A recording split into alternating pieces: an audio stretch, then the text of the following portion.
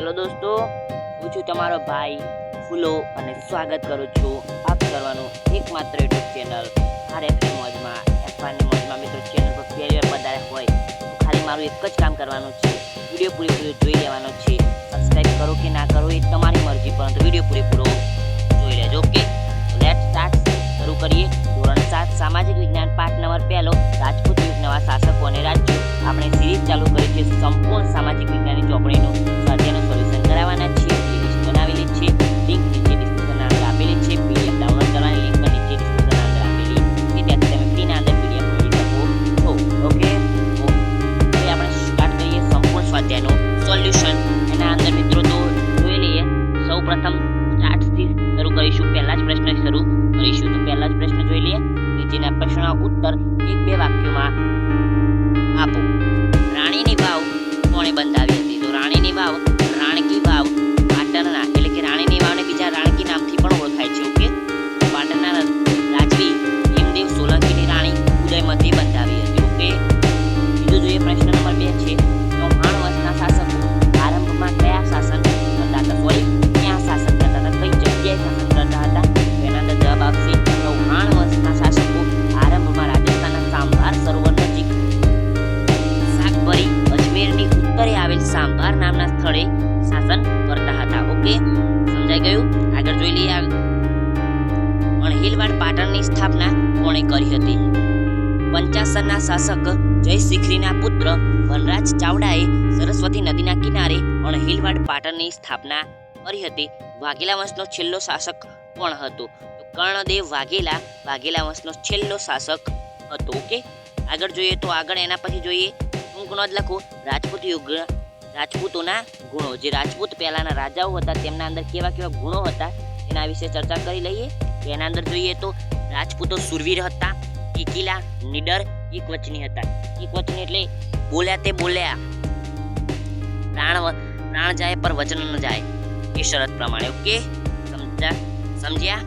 તેઓ પ્રાણને ભોગે પણ આપેલ વચન પાળતા હતા. તેઓ રણભૂમિમાં કદાપી પાછી પાણી કરતા નહીં, એટલે કે જો મરવું તૈયાર હતું પરંતુ પાછી પાણી એટલે કે ભાગી જવું, નાસી જવું એમનામાં ન આવે. મરવું, મૃત્યુ પહેલા પસંદ કરતા. હા, પણ કેટલાક ગદ્દારો કહી શકાય અથવા તો જે કહી શકાય નહીં કે લાંચખોરો, લાંચિયા જે હોય તેઓ કરતા હતા એવું બધું, પરંતુ જે ખરા રાજપૂત કહેવાય તે કોઈ દારો આવું ના કરે. જે રણની અંદર પાછી પાણી કોઈ દારો નથી કરતા, એ જ ખરો રાજપૂત કહેવાય. તો આગળ જોઈએ તો યુદ્ધમાં દુશ્મનો સામે જીતવાની આશા ન હોય ત્યારે તેઓ કેસરિયા કરતા, અર્થાત મૃત્યુને ભેટતા. આગળ તેઓ ગૌ બ્રાહ્મણ પ્રતિપાલક હતા, એટલે કે ગાયને માતા માનતા હતા. આખા ભારતવાસીઓ ગાયને માતા માને છે. ઓકે,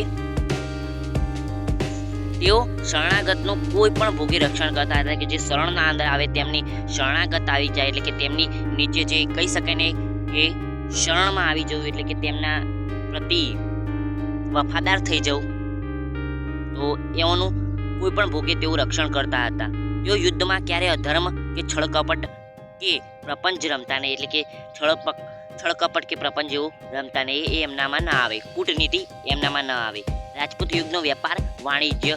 રાજપૂત યુગમાં રાજ્યની વેપાર વાણિજ્ય વ્યવસ્થા પર દેખરેખ રાખવા માટે અલગ વિભાગ હતો. એ વિભાગ પ્રદેશ સાથેના વેપાર પરની જકાત વસૂલાતની, વસ્તુઓની કિંમત નક્કી કરવાની અને લોકો માટે આવશ્યક ચીજ વસ્તુઓ મંગાવવાની વ્યવસ્થા કરતો હતો. એ સમયે જમીનની ઉપજનો 6ઠ્ઠો ભાગ કર રૂપે વસૂલમાં આવતો હતો. રાજપૂત યુગમાં જમીનનો કર ભાગ નામથી ઓળખાતો હતો. રાજપૂત યુગમાં શહેરો અને ગામડાના જકાત લેવાના થાણા પર, સિંચાઈ પર અને બંદરો પર કર ઉઘરાવવામાં આવતો હતો. કે આગળ જોઈ લઈએ. નીચેના પ્રશ્નનો ઉત્તર આપો. ઉત્તર ભારતના કોઈ 3 મુખ્ય રાજવંશોના નામ જણાવો. અહીંયા 8 રાજવંશોના મિત્રો લખેલા છે. ઉત્તર ભારતના 8 રાજવંશો. તો તમે શું કરો છો? 8 રાજવંશોના લખેલા છે. 3 કીધા છે ને આપણે 8 લખ્યા છે. ઝડપથી સબસ્ક્રાઇબ કરી દો. લાલ બટનનું સબસ્ક્રાઇબ બટન હશે, કાળા કલરનું હોય તો પણ દબાઈ નાખો. ત્યાં ફટફટ એક એવો મુક્કો મારો કે તે તૂટી જવો જોઈએ. બીજો પ્રશ્ન જોઈએ. સોરી, પહેલા પ્રશ્ન અંદર વાંચી લઈએ કયા કયા રાજવંશો હતા.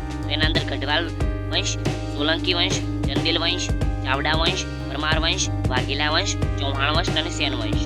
આગળ જોઈએ. બીજો પ્રશ્ન છે દક્ષિણ ભારતના કોઈ પણ 3 મુખ્ય રાજવંશોના નામ જણાવવાના છે. અહીંયા પણ મિત્રો 9 લખેલા છે. ચાલુક્ય વંશ, રાષ્ટ્રકૂટ વંશ, યાદવ વંશ, હોયસલ વંશ, વરંગલ વંશ, પલ્લવ વંશ, ચોલ વંશ, પાંડ્ય વંશ અને ચેર વંશ. આગળ જોઈએ ગુજરાતનો પ્રથમ સુલતાન કોણ હતું?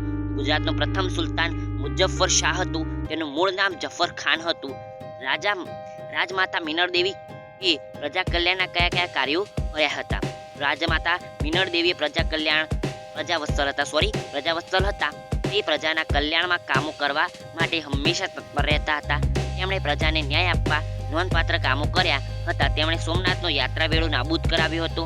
તેમના કહેવાથી પીવાના પાણીની સમસ્યા હલ કરવા સિદ્ધરાજ જયશ્રીએ ધોળકામાં મલાવ તળાવ અને વિરમગામમાં મુનસર તળાવ બંધાવ્યા હતા. ખરેખર મિનળ દેવી આદર્શ રાજમાતા હતા. આગળ જોઈ લઈએ એના અંદર છે પ્રશ્ન નંબર 3 એ છે નીચે આપેલ પ્રશ્ન ઉત્તર માટે આપેલા વિકલ્પોમાંથી સાચો ઉત્તર શોધીને લખવાનો છે. ઉત્તર ભારતમાં કયા રાજ્યના અવસાન બાદ નાના નાના રાજ્યો સ્વતંત્ર થયા? ઉત્તર ભારતની અંદર, દક્ષિણ ભારતની અંદર નહીં. હર્ષવર્ધન. આગળ જોઈએ હર્ષવર્ધન બી જવાબ આવશે.